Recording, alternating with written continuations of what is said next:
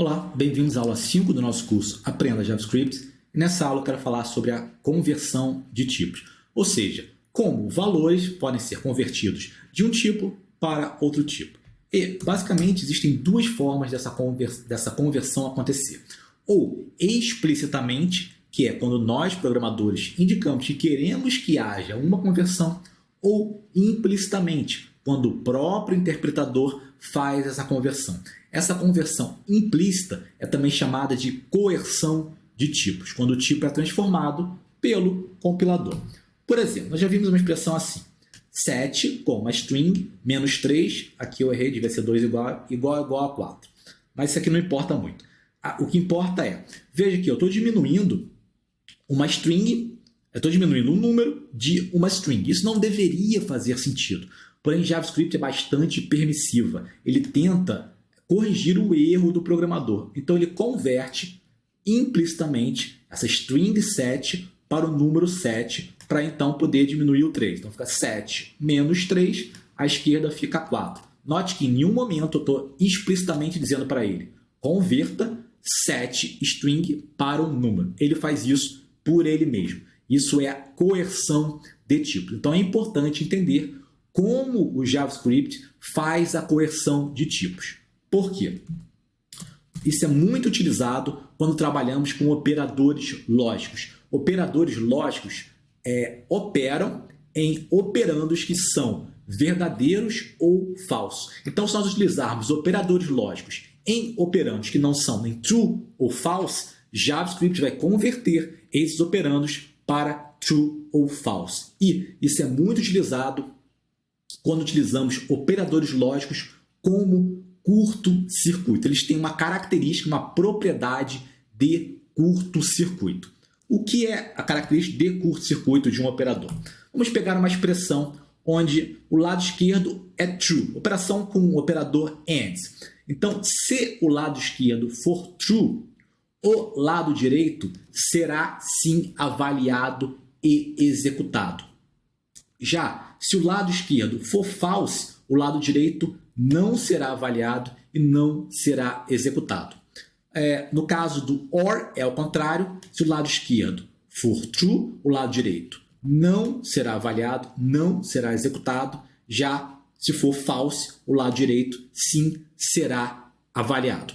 No que isso é útil? Isso é muito utilizado em JavaScript e principalmente em algumas bibliotecas como React. React utiliza isso sempre, da seguinte forma: a gente quer, às vezes, que uma expressão somente seja avaliado caso uma condição seja verdadeira. Então, a gente coloca uma condição na esquerda, and, e algo a ser executado na direita. Então, o que está na direita somente será executado caso a esquerda seja true.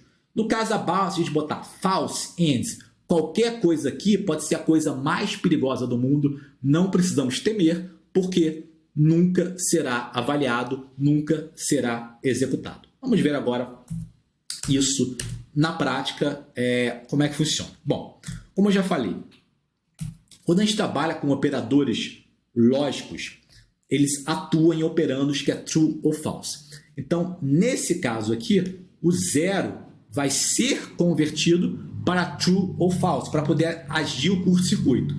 0 é convertido para false. Então, é false and set. Lembrando que se o false está na esquerda do and, a direita não será avaliada. E o que vai retornar vai ser a esquerda, o original e não o convertido. Então, essa expressão 0 and set retorna 0.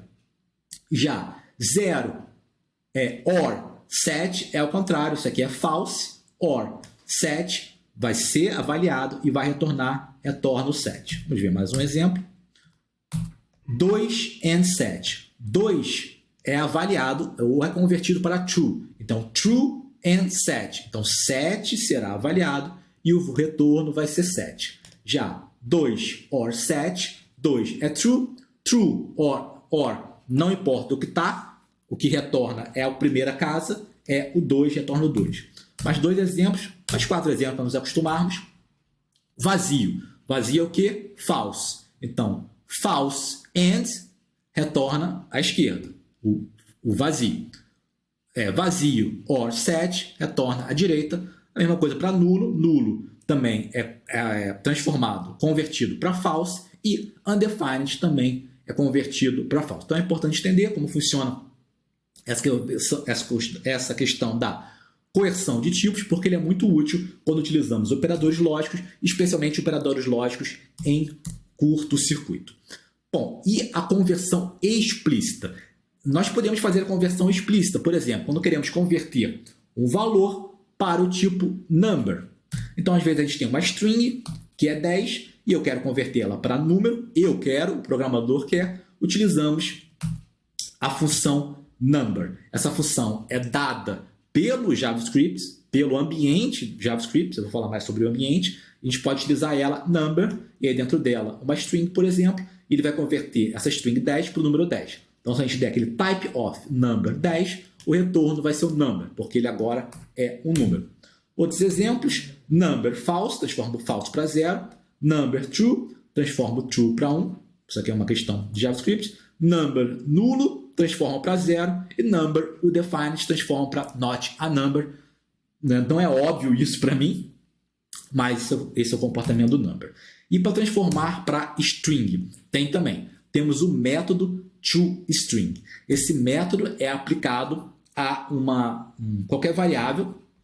A gente pode aplicar esse método, vamos falar mais sobre o método, mas, por exemplo, declarei a variável valor, o valor de 10, vejo aqui ela é numérico, mas se eu quiser transformar ela para string, valor, ponto, toString, abre e fecha parênteses, o retorno dessa expressão aqui vai ser o valor 10, entre aspas. Outro exemplo, true.toString, retorna true, mas isso aí não é tão utilizado assim, geralmente a gente usa para fazer a conversão de variável, a gente às vezes não sabe o que é, e a gente quer converter para string, então variável.toString.